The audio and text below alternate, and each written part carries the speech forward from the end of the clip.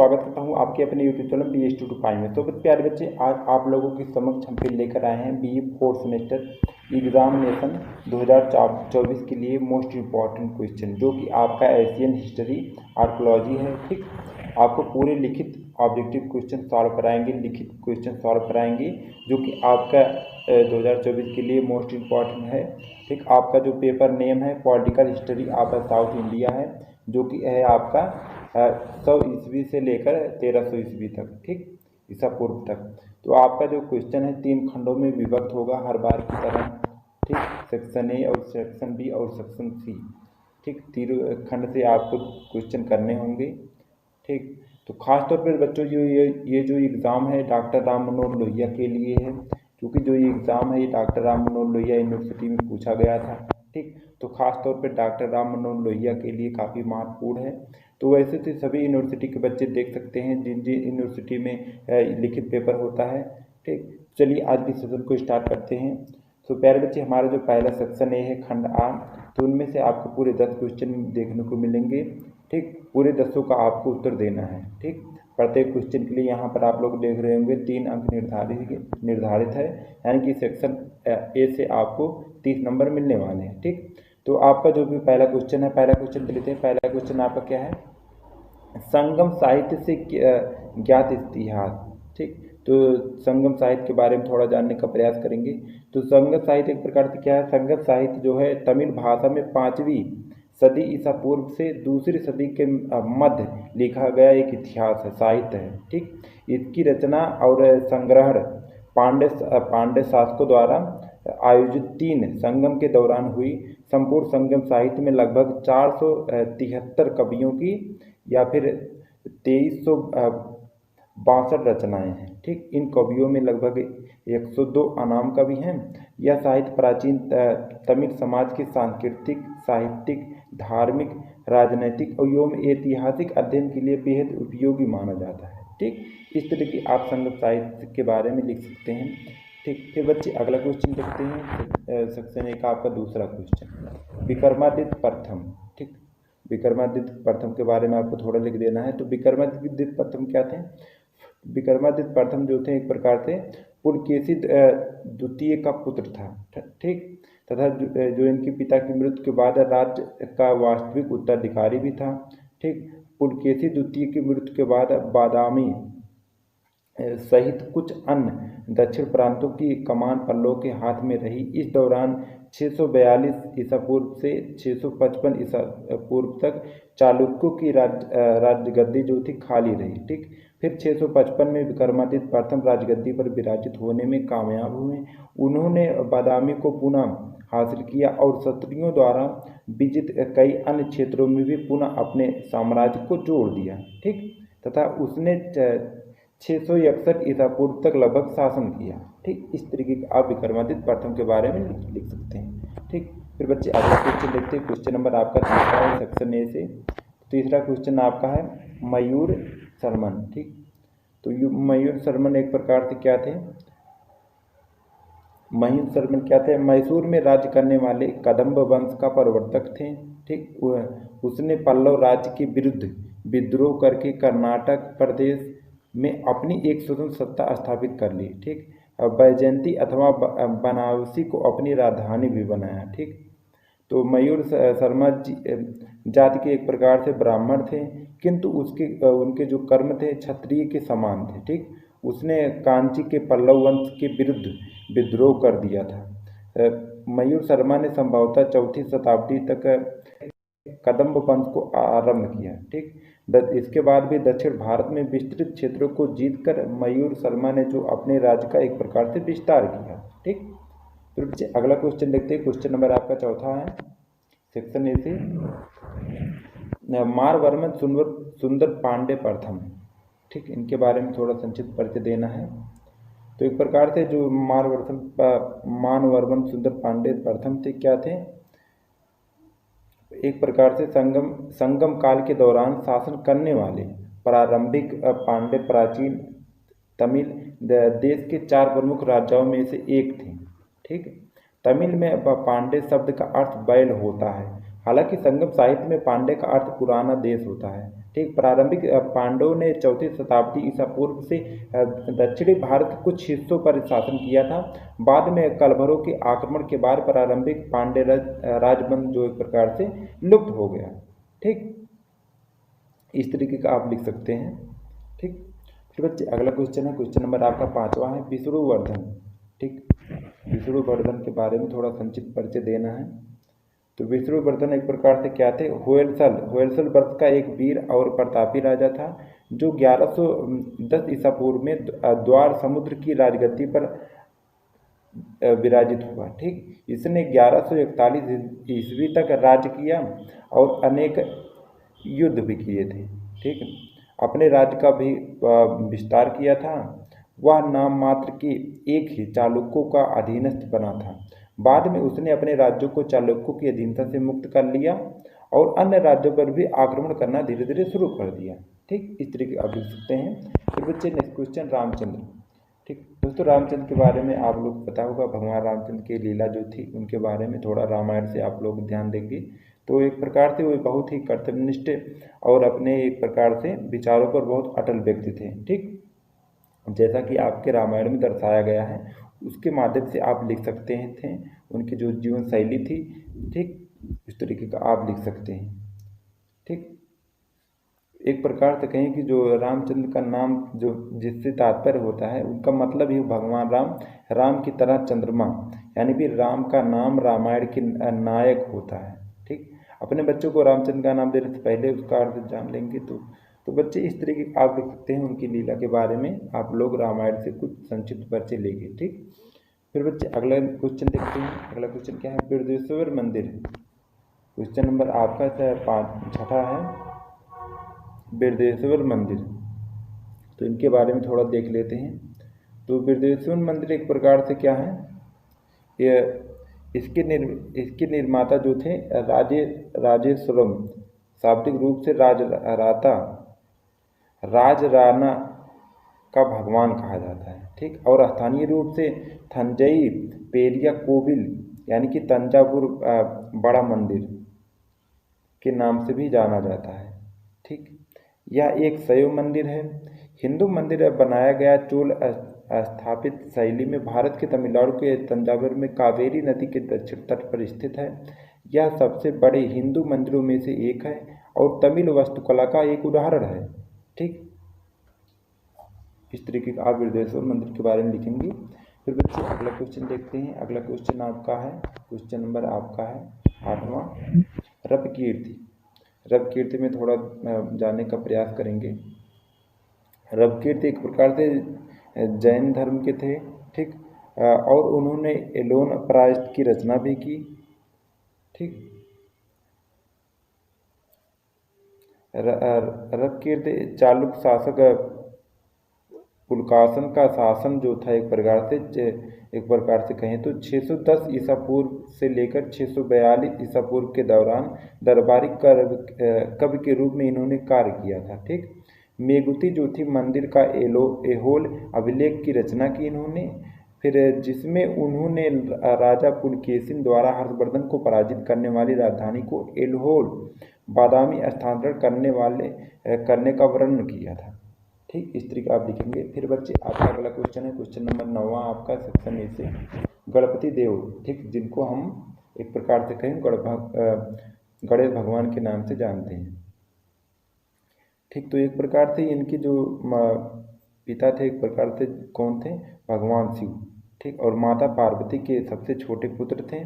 भगवान गणेश की पत्नी का नाम आप लोग रिद्धि और सिद्धि है। ठीक, रिद्धि और सिद्धि भगवान विश्वकर्मा की पुत्रियां हैं। भगवान गणेश का नाम हिंदू धर्म में किसी भी शुभ कार्य करने से पहले लिया जाता है। ठीक, अब उनके बारे में ऐसा लिख सकते हैं। फिर बच्चे आपका अगला और 10वां क्वेश्चन है, सेक्शन ए से आपका है दक्षिण भारतीय इतिहास के स्रोत। ठीक, तो दक्षिण भारतीय इतिहास का जो स्रोत एक प्रकार से 4000 वर्षों से अधिक है। ठीक, इस दौरान दक्षिण भारत में अनेक राजवंशों और साम्राज्यों का उत्थान पतन हो चुका था। ठीक, दक्षिण भारत के इतिहास की अवधि लगभग 1200 ईसा पूर्व से लगभग 200 ईसा पूर्व तक संगम काल यानी कि 600 ईसा पूर्व से लेकर 300 ईसा पूर्व से आरंभ होती है। ठीक, उस समय चेर, चोल, पांड्यन, कोचीन, जामेरिन, इस तरह के जो एक प्रकार से कहें तो वंशज थे। साम्राज्य और होयसला के राजवंश अपने चरम पर थे। ठीक, विजयनगर साम्राज्य मुस्लिम हस्तक्षेप के कारण उनके विरोधी में उभरकर सामने आया। 16वीं और 18वीं सदी के दौरान जब यूरोपीय ताकतों का दखल हुआ, तब दक्षिणी राजाओं खासकर मैसूर साम्राज्य के टीपू सुल्तान ने नए खतरों का विरोध कर दिया। ठीक, इस तरह की आप दक्षिण भारत के इतिहास के बारे में कुछ संक्षिप्त करके लिख सकते हैं। ठीक, फिर बच्चे आपका अगला है सेक्शन बी। सेक्शन बी से आपको सात क्वेश्चन देखने को मिलेंगे, जिनमें से आपको केवल 4 ही प्रश्नों के उत्तर देने होंगे। ठीक, आपको पूरे 150 शब्दों में। चलिए देखते हैं आपका जो भी इम्पोर्टेंट क्वेश्चन। तो इसमें से पहला आपका है, इस प्रकार से कहें तो सेक्शन बी का, तो क्या है, महेंद्र वर्मन। ठीक, महेंद्र वर्मन प्रथम की उपलब्धियों की विवेचना करना है।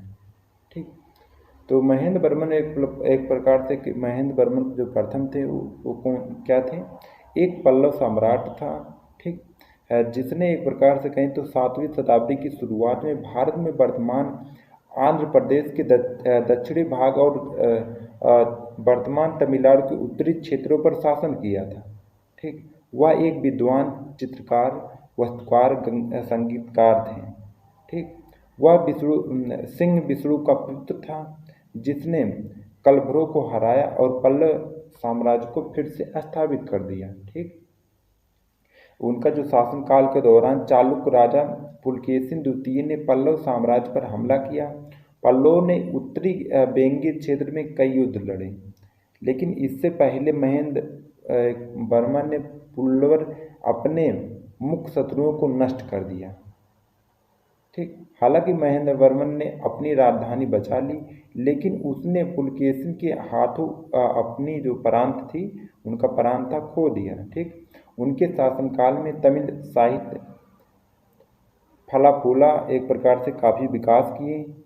ठीक, महेंद्र वर्मन प्रथम मत्स्य विलास प्रहसन नाटक के लेखक भी थे।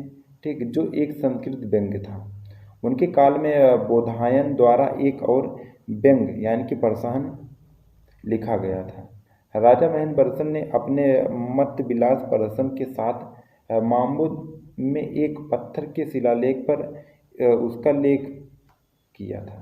ठीक, 630 ईस्वी में महेंद्र वर्मन के बाद उनका प्रसिद्ध पुत्र नरसिंह वर्मन प्रथम गद्दी पर बैठा, जिन्होंने चालुक्य वंश के पुलकेशिन द्वितीय को हराया और चालुक्य राजधानी वातापी, जिसे बादामी भी कहा जाता है, उसको नष्ट कर दिया। ठीक, इस तरीके आप महेंद्र वर्मन के प्रथम के बारे में लिख सकते हैं। ठीक, फिर बच्चे आपका अगला क्वेश्चन है, क्वेश्चन नंबर 3 देख लेते हैं। राष्ट्रकूट शासक गोविंद तृतीय का मूल्यांकन कीजिए। आप लोग देख सकते हैं, वैसे तो परीक्षा के दिन से बहुत ज़्यादा इम्पोर्टेंट नहीं है, आप लोग इसको देख लेंगे। फिर बच्चे हम अगला क्वेश्चन आपको बताएंगे, चूँकि हम आपको केवल 4 ही क्वेश्चन सॉल्व कराएंगे, चूँकि नहीं तो ये जो आपका टाइम है काफ़ी, वीडियो आपका काफ़ी ज़्यादा लंबा हो जाएगा। ठीक, फिर आपका जो अगला क्वेश्चन है, ये भी इम्पोर्टेंट क्वेश्चन है। बेंगी के चालुक्यों का संक्षिप्त इतिहास लिखना है। ठीक, तो एक प्रकार से जो बेंगी के लोग थे, पूर्वी चालुक्य, जिन्हें बेंगी के चालुक्य भी कहा जाता था। ठीक, एक दक्षिण भारतीय राजवंश थे। ठीक, इसने शताब्दी से एक प्रकार से इन्होंने 7वीं से 12वीं शताब्दी से शासन किया था। ठीक, उन्होंने दक्कन क्षेत्र में बादामी के चालुक्य गवर्नर के रूप में शुरुआत की, अंततः वह प्रमुखता तक पहुँचे। उन्होंने लगभग 1130 ईस्वी तक आधुनिक आंध्र प्रदेश के बेंगी क्षेत्र पर शासन किया था। ठीक, 1130 ईसा पूर्व के बाद वे चोल के आधिपत्य के अधीन शासन करने लगे। पूर्वी चालुक्यों की राजधानी मूलतः बेंगी नगर में स्थित थी। ठीक, बाद में राजधानी का राज मुंदरी में स्थानांतरित कर दिया गया। ठीक, पूर्वी चालुक्य अपने पूरे इतिहास में अधिक शक्तिशाली चोलों और पश्चिमी चालुक्यों के बीच कई युद्धों का स्रोत थे। ठीक, बेंगी के पूर्वी चालुक्य शासन में तेलुगु का विकास हुआ। चालुक्य राजा हिंदू थे, जिन्होंने को अपनी राजधानी बनाया। ठीक, इसलिए उन्हें वेंगी के चालुक्य भी कहा जाता है। इस लेख में उम्मीदवार वेंगी के पूर्वी चालुक्य विषय के बारे में आप लोग अध्ययन कर सकते हैं। ठीक,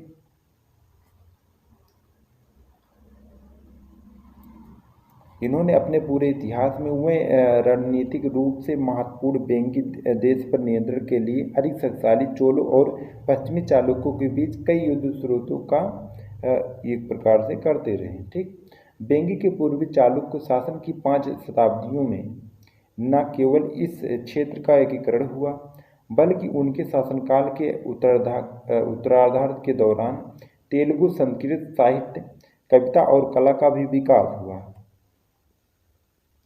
ठीक, इस तरीके का आप वेंगी चालुक्यों के बारे में संक्षिप्त रूप से परिचय दे सकते हैं। फिर बच्चे आपका अगला क्वेश्चन है, 5वां आपका है, चोल शासक राजराजा प्रथम की उपलब्धियों का विवरण देना है।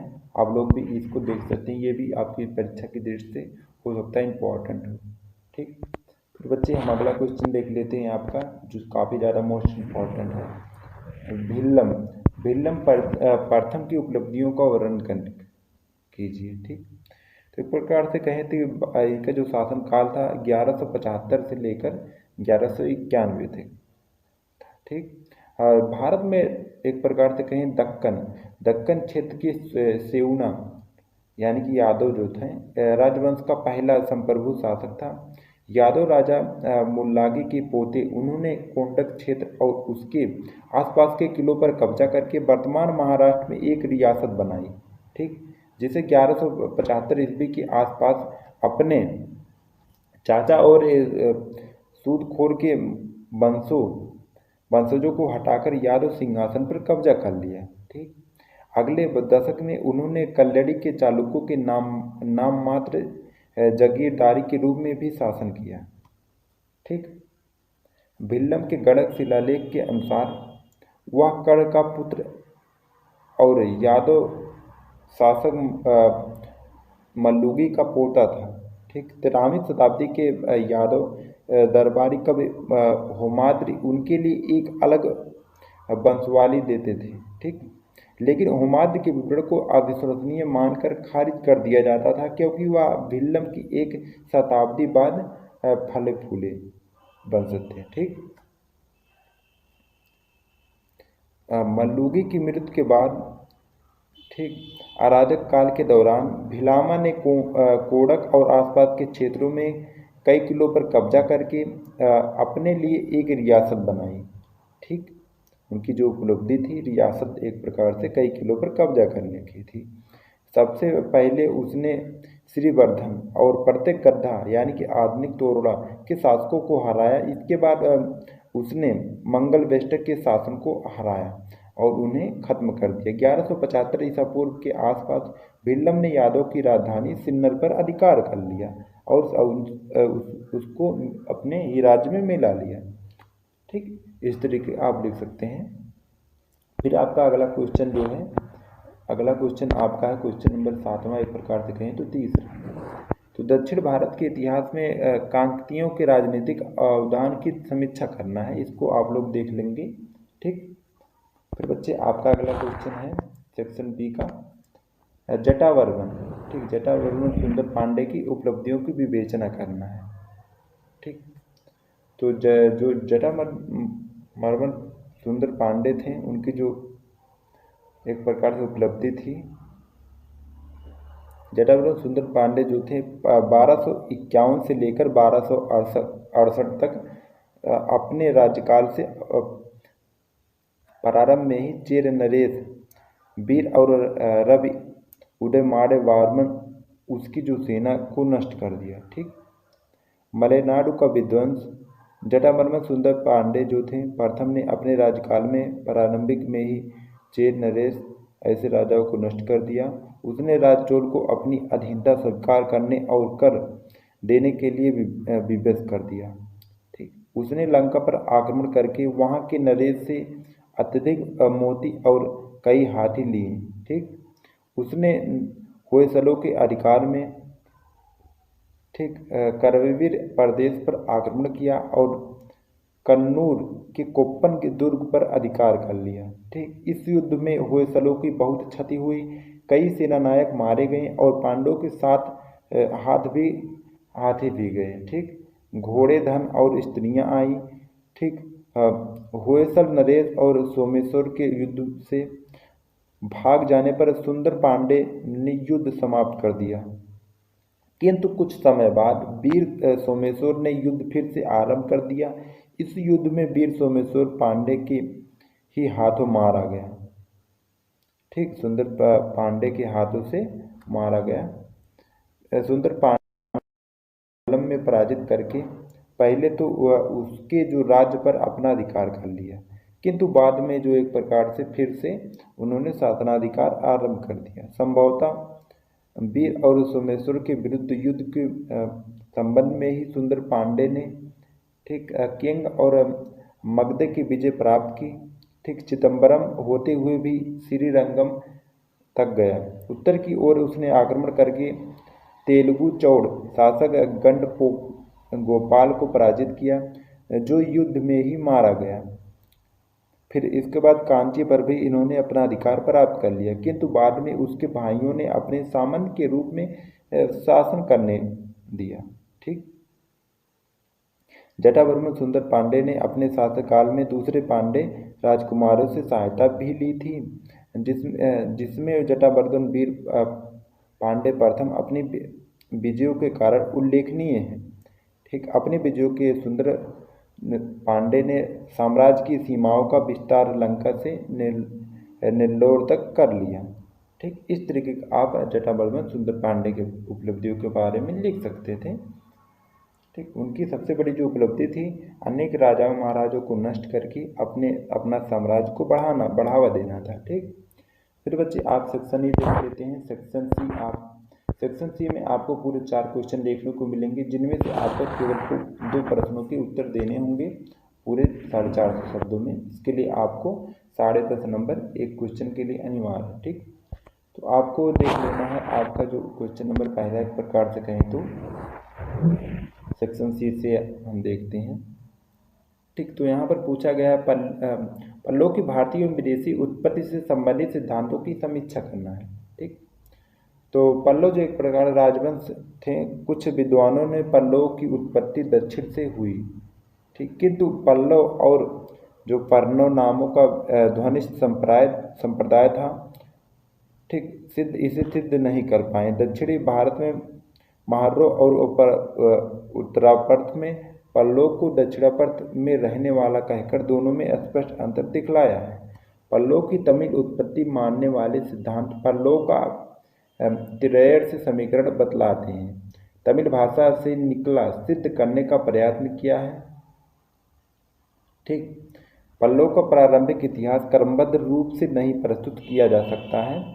ठीक, इनकी सुविधा के लिए भाषा के आधार पर उन्हें प्राकृत ताम्र पट्टों से ज्ञात और संस्कृत ताम्र पट्टों से ज्ञात पल्लव में विभाजित किया जाता है। इनमें से सर्वप्रथम नाम सिंहवर्मन का है। ठीक, जिसका गुंटूर अभिलेख 3री शताब्दी के अंतिम चरण का है। ठीक, शिव स्कंदवर्मन जिसके अभिलेख मरियावोलू और हिरडगल्लू से प्राप्त है। ठीक, 4वीं शताब्दी के आरंभ में हुआ था और प्रारंभिक पल्लव से सबसे बड़े प्रसिद्ध हैं। ठीक, इस समय पल्लव का अधिकार कृष्णा नदी से दक्षिणी पेन्नेर और बेल्लारी तक फैला हुआ था। ठीक, इसके बाद संस्कृत ताम्रपट्ट के पल्लव का काल आता है। ठीक, इस अभिलेखों में कई पल्लव राजाओं के नाम इसमें सम्मिलित हैं, किंतु उस सभी का परस्पर संबंध और कर्म निश्चित करना काफ़ी ज़्यादा कठिन माना जाता है। कांची के राजवंश की छिन्न भिन्न शक्ति का लाभ उठाकर पल्लव जो साम्राज्य था, एक प्रकार से उत्तरी भाग में नेल्लोर गुट्टूर क्षेत्र में एक सामंत पल्लव राजवंश अपना स्वतंत्र राज्य स्थापित कर लिया। ठीक, कांची के मुख्य घराने के लिए सर्वप्रथम ठीक चेंटलूर ताम्रपट्ट से ज्ञात स्कंदवर्मन उसके पुत्र कुमार विष्णु प्रथम, पौत्र बौद्ध बुद्धवर्मन और परपौत्र कुमार विष्णु द्वितीय को बताते हैं। ठीक, स्कंदवर्मन संभवतः ब्रिटिश म्यूजियम के ताम्रपट्ट का स्कंदवर्मन हो। इसके बाद उदेशियम ताम्रपट्ट से स्कंदवर्मन द्वितीय, उनके पुत्र सिंहवर्मन, पौत्र स्कंदवर्मन तृतीय और परपौत्र नंदी प्रथम का ज्ञान हुआ। ठीक, पहले उल्लेखित पल्लवों के साथ इनका संबंध ज्ञात नहीं था, किंतु सिंहवर्मन का राज्यकाल 436 से लेकर 458 ईसा पूर्व तक अवश्य रहा। ठीक, सिंहवर्मन और उसके पुत्र स्कंदवर्मन तृतीय का उल्लेख उनके सामंत से ज्ञात होता है। ठीक, इस तरीके का आप लिख सकते हैं।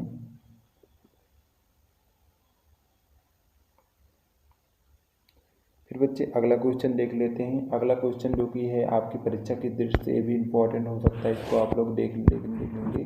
क्वेश्चन नंबर 10वां जो है एक प्रकार से हर्ष पुलकेशियन द्वितीय युद्ध के स्रोत, कारणों, तिथि एवं परिणामों का आपको वर्णन करना है। ठीक, को आप लोग देख लेंगे। फिर आपका अगला जो है 11वां क्वेश्चन है चोर ग्राम प्रशासन की प्रमुख विशेषताओं का वर्णन करना है। इसमें ये भी काफ़ी ज़्यादा मोस्ट इम्पॉर्टेंट है, इसको आप लोग देख लेंगे। ठीक, हम आपको अगला क्वेश्चन सॉल्व कराएंगे जो कि काफ़ी ज़्यादा मोस्ट इम्पॉर्टेंट क्वेश्चन है। ठीक, तो आपका जो 12वां क्वेश्चन एक प्रकार से कहें तो सेक्शन 3 का चौथा क्वेश्चन है। ठीक, दक्षिण पूर्व एशियाई में बौद्ध धर्म की उत्पत्ति की विवेचना करना है। ठीक, तो दक्षिण जो पूर्व एशियाई में बौद्ध धर्म की विभिन्न परंपराएं शामिल थीं। ठीक, जिनमें दो मुख्य परंपराएं भी शामिल हैं। ठीक, पहला आपका महायान बौद्ध धर्म और थेरवाद बौद्ध धर्म। ऐतिहासिक रूप से महायान का एक क्षेत्र में प्रमुख स्थान था, लेकिन आधुनिक समय में अधिकांश देश थेरवाद परंपरा का पालन करते थे। ठीक, थेरवाद बौद्ध बहुमत वाले दक्षिण पूर्व एशियाई देश थाईलैंड, कंबोडिया, लाओस और म्यांमार सभी मुख्य भूमि वाले देश हैं।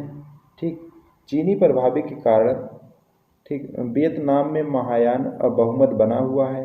इंडोनेशिया, शैलेंद्र और श्री विजय साम्राज्यों के समय से थेरवाद बौद्ध था। ठीक, लेकिन इंडोनेशिया में महायान बौद्ध धर्म एवं सिंगापुर और मलेशिया की तरह बड़े पैमाने पर चीनी प्रवासियों द्वारा प्रचलित है। ठीक, महायान बौद्ध धर्म सिंगापुर, मलेशिया, ठीक, बरनई और इंडोनेशिया में चीनी समुदायों का प्रमुख धर्मस्थल भी है। ठीक, पहले देखते हैं प्रारंभिक परंपराएं और उत्पत्ति। तो इनकी जो परंपराएं थी एक प्रकार से बौद्ध धर्म भारत से सीधे समुद्र के रास्ते और अप्रत्यक्ष रूप से मध्य एशिया और चीन से दक्षिण पूर्व एशिया में इस प्रक्रिया में पहुँचे। ठीक, जो पहली 17वीं शताब्दी के अधिकांश तक फैला रहा। ठीक, तीसरी शताब्दी ईसा पूर्व में भिक्षुओं और वज्जिनों भिक्षुओं की कुछ परिषदों के बीच प्रथाओं में अंतर को लेकर सीलोन की भिक्षुओं के बीच असहमति दी। ठीक, भिक्षुआओं की थेरवाद परंपराओं की पुष्टि की। ठीक, वज्जियन भिक्षुओं की कुछ परंपराओं को खारिज कर दिया। प्रथाओं को ऐसा माना जाता है कि इससे जो थेरवाद और महायान बौद्ध धर्म के बीच विभाजन हो गया। ठीक, ऐसा माना जाता है कि बौद्ध धर्म पहली, दूसरी और तीसरी शताब्दी के दौरान भारत, चीन और श्रीलंका के साथ व्यापार के दक्षिण पूर्व एशिया में प्रवेश किया था। दक्षिण पूर्व एशिया में बौद्ध धर्म के शुरुआती विवरणों में से 250 ईसा पूर्व में भारतीय सम्राट अशोक द्वारा आधुनिक बर्मा में भेजे गए थेरवाद बौद्ध मिशन था। ठीक, मिशन का मोन साम्राज्य द्वारा प्राप्त किया गया था और कई लोगों को बौद्ध धर्म में परिवर्तित भी किया गया था। ठीक, बौद्ध धर्म के साथ इस प्रारंभिक मुठभेड़ के साथ साथ दक्षिण पूर्व एशिया, चीन और दक्षिण पूर्व एशिया के बीच निरंतर क्षेत्रीय व्यापार के कारण बौद्ध धर्म पूरे दक्षिण पूर्व एशिया में फैल गया। ठीक। और मुख्य रूप से बर्मा, कंबोडिया, लाओस, थाईलैंड और दक्षिणी वियतनाम के आधुनिक राज्यों में भी इसकी काफ़ी ज़्यादा मान्यता होने लगी। ऐसा माने जाने लगा कि महायान बौद्ध धर्म पहली बार और दूसरी शताब्दी के दौरान इन दो राज्यों में, पूर्वी राज्यों में एक माना जाने लगा। ठीक। फिर 5वीं और 13वीं शताब्दी के दौरान दक्षिण पूर्वी एशियाई साम्राज्य सीधे भारत से प्रभावित होने लगे थे। ठीक। इसलिए ये साम्राज्य जो थे अनिवार्य रूप से महायान परंपरा का पालन करने लगे थे। दक्षिण में श्री विजय साम्राज्य और उत्तर में खमेर साम्राज्य ने प्रभाव के लिए प्रतिस्पर्धा और उसकी कला ने बोधिसत्ताओं की समृद्ध महायान पंथ को व्यक्त किया। ठीक। श्री विजय इंडोनेशिया में सुमाना द्वीप पर पालेबांग पर केंद्रीय एवं समुद्री साम्राज्य ने शैलेंद्र नामक शासकों की एक पंक्ति के तहत महायान और विजय बौद्ध धर्म को अपनाया। इजिंग ने पालेमबांग को बौद्ध शिक्षा का एक महान केंद्र बताया, जहां सम्राट ने अपने दरबार में 1000 से अधिक भिक्षुओं को समर्थन किया था। ठीक। इजिंग ने भी एक वर्ष 1671 की शुरुआत में बौद्ध धर्म के महत्व की गवाही दी थी और भविष्य के चीनी तीर्थयात्रियों को पालेमबांग में एक बड़ा या फिर 2 साल बीतने की सलाह दी थी। ठीक। 13वीं शताब्दी से इस्लामी विस्तार से अस्थिर होने से पहले भारत के चोल शासकों के साथ संघर्ष के कारण श्री विजय का एक प्रकार से पतन हो गया। ठीक। फिर आपका है दूसरा, ऐसे कई थेरवाद बौद्ध धर्म का प्रारंभिक प्रसार कैसा था। तो ऐसे कई कारक थे जिन्होंने पूरे दक्षिण एशिया में थेरवाद बौद्ध धर्म के शुरुआती प्रसार में योगदान दिया। ठीक। इस क्षेत्र में धर्म को मुख्य 3 तरीकों से व्यापार, विवाह और मिशनरी, ठीक, कार्य प्रणालियों के माध्यम से पहुंचाया गया। ठीक। बौद्ध धर्म हमेशा से एक मिशनरी धर्म रहा है। ठीक। बौद्ध धर्म को लंबे समय से कुछ विद्वानों द्वारा एक अन्य सांस्कृतिक धर्म के रूप में वर्णित किया गया है, जो आर्थिक और राजनीतिक गतिविधियों में निहित नहीं है। ठीक। यह कुछ हद तक जर्मन समाजशास्त्री मैक्स वेबर के प्रभाव के कारण है, जो धर्म के एक प्रमुख विद्वान थे, जिनका दक्षिण पूर्व एशियाई के बौद्ध धर्म के अध्ययन के तरीकों पर महत्वपूर्ण प्रभाव पड़ा है। ठीक। फिर 19वीं सदी के अंत और 20वीं सदी की शुरुआत में सियाम राज्य में बौद्ध प्रतिरोध आंदोलन शुरू हुआ। इस प्रतिरोध आंदोलनों का नेतृत्व पवित्र पुरुषों या फिर फुमेन बन के द्वारा किया गया था, जिनके पास योग्यता के उच्च संचय के कारण महान शक्ति भी थी। ठीक। एक प्रकार से कहें तो जनसंख्या के प्रतिशत के रूप में भी बौद्ध धर्म के सबसे अधिक से लेकर सबसे कम अनुयायियों वाले दक्षिण पूर्व एशियाई देशों की संख्या कुछ इस तरीके की थी। जैसे थाईलैंड में बौद्धों की जो संख्या सबसे अधिक है। ठीक। और इसकी लगभग 67 मिलियन की आबादी में लगभग 95% बौद्ध धर्म का पालन करते हैं। ठीक। इस प्रकार यह लगभग 63.75 मिलियन है। ठीक। फिर म्यांमार में लगभग 48 मिलियन बौद्ध थे। इसमें लगभग 54 मिलियन नागरिकों में लगभग 89 थेरवाद बौद्ध धर्म का पालन करते थे। लगभग 1% आबादी मुख्य रूप से चीनी तओवाद के साथ साथ महायान बौद्ध धर्म का भी पालन करते थे। ठीक।